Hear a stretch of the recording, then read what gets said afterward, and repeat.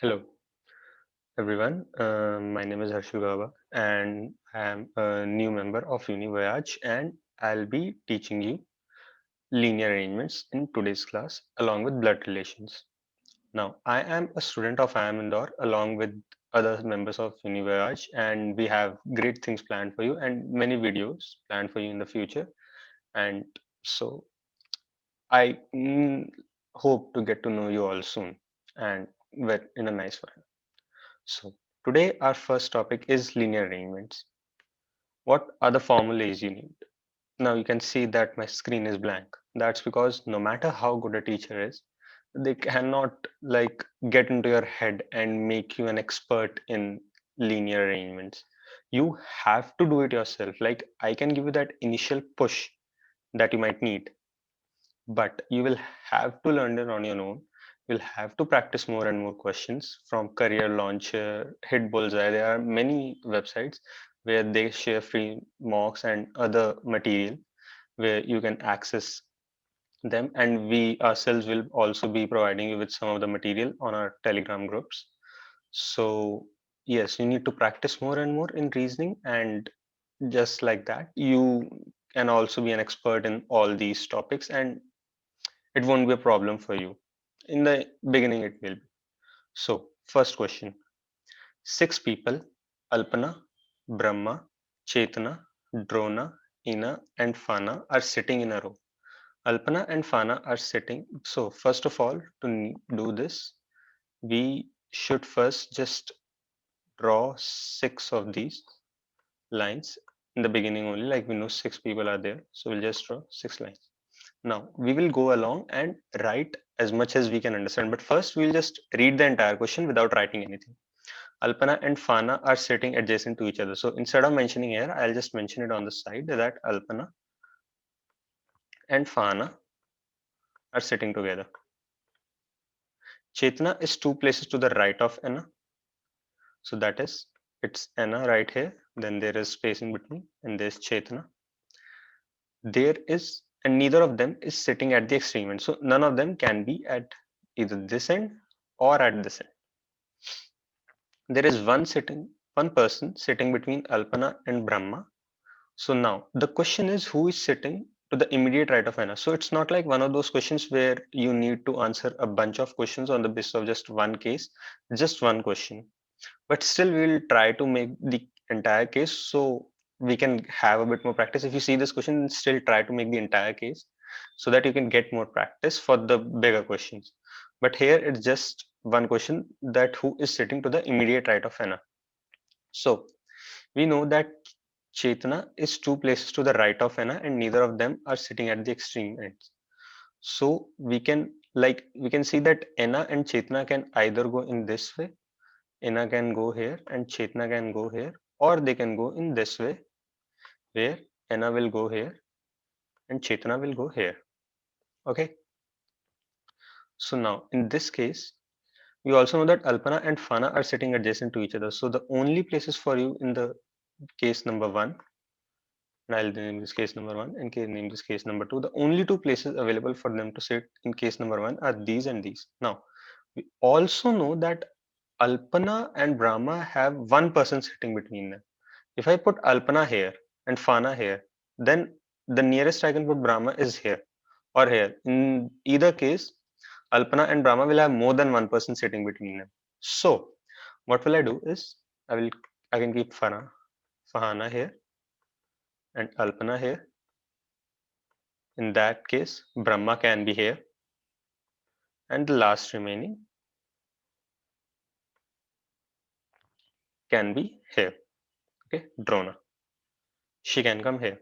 In second case, I can keep Fahana and Alpana here. If I keep Fahana here and Alpana here, then also Alpana and Brahma will have more than one person sitting between them. So I'll keep Alpana here and Farhana here. So in that case, I will keep Brahma here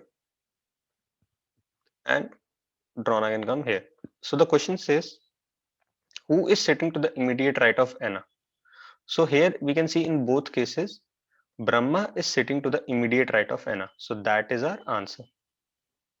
But maybe that, like, since we have two possible cases and they're both accurate, so in bigger questions, what they do is that in a separate question, they will add a clause that will only be applicable for that particular question. For example, if I say that Drona is sitting at the right hand, for example, I have another part of this question that says Drona is sitting at the right end. So in that case, my second case is invalid and I can only focus on first case. And then there may be further questions. So that will be my final case, but that will only be applicable for the second part. After the second part, my second case will be valid again because it's not mentioned in the case itself. It's mentioned in a separate part of this question. So that will be applicable only for this. Now the next question.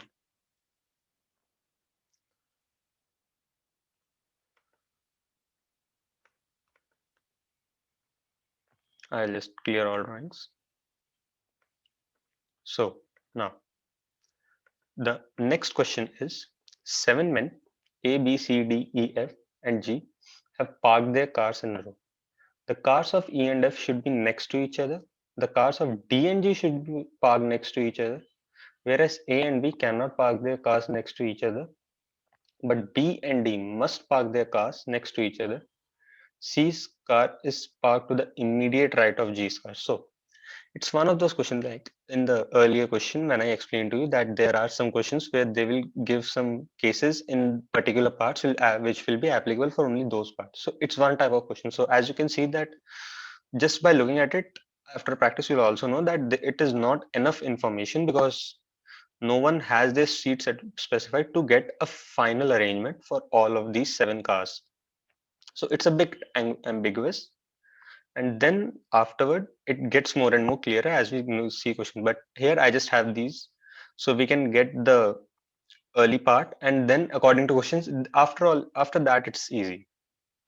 So now there are 7 seats: 1, 2, 3, 4, 5, 6, 7. Now you know that E and F should park next to each other, so the arrangement can go EF or FE, both are possible. The cars of D and G should be parked next to each other. So D and G, G or D. Whereas A and B cannot park their cars next to each other. So like A and maybe some amount of cars between them, could be any, we don't know, could be 1, could be 5, and then B, or the other way around. So it can be both way around. But B and D must park their cars next to each other. So we also know that B and D will always park their cars next to each other. So that would be BDG or GDB. Now the last thing says is that C's car is parked to the immediate right of G's car. Now in this case, D's car is parked to the immediate right of G's car. So this is not possible. We'll just cut it right here. And so we'll just take this C and we have this. So the series B, D, G and C should go together. So if I put, so they can go like this, B from here, B to C here. Then what will happen, because E and F should be close to each other, so this will be this E and F. So then A will be there. This is not possible. And just like this, there are certain other conditions which once fulfilled can give you the answer to the question, but this is the basics crux. And once you get practice, you don't even need to write this in such a long way and need to write every detail. You can just do it all in your head. So now next question. Just clear all drawings and take the mouse. 7 friends, Asha, Lata, Mahesh, Madhu, Mahima, Sandhya, and Kavita are sitting in a row facing north. So this is also a case where like instead, like it just has one row, but some questions are like in the way where they have, for example, they have 6 people. 3 of them are sitting in this row facing south, and 3 of them are sitting in this row facing north. You know directions. I mean, everybody should. North, south. What comes here? East and west. So 3 of them are facing south, 3 of them are facing north, and then we have the conditions: who is sitting against each other, who is sitting left to each other, who is sitting right to whom, and sometimes there even that 3 particular people like A, B, and C are facing south, and 1, 2, 3 are facing north.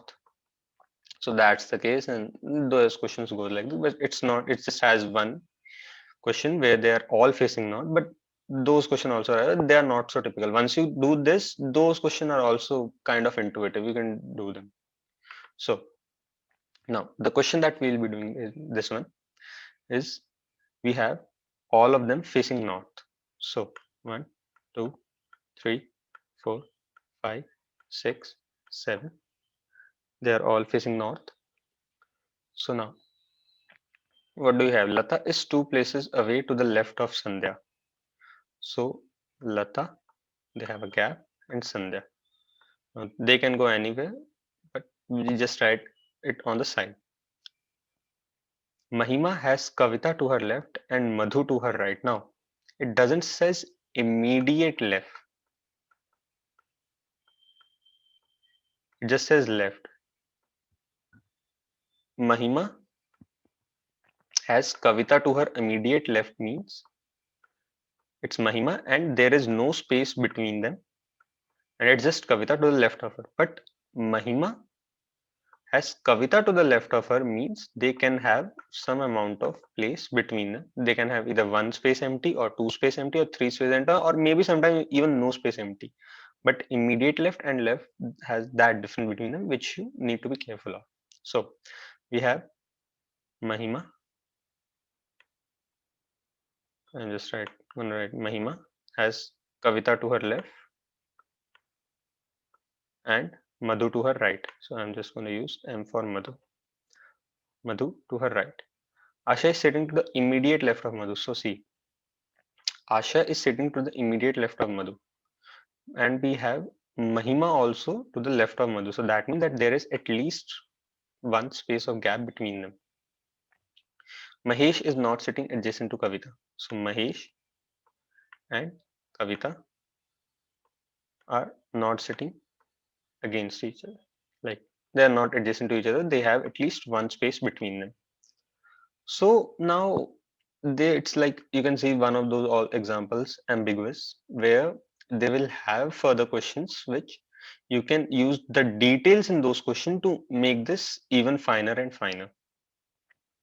So after practice, I would suggest that you do these kind of questions after you have got a basic sense of how to do the linear arrangement questions, and then you can have a great sense of all these questions. It's not that hard.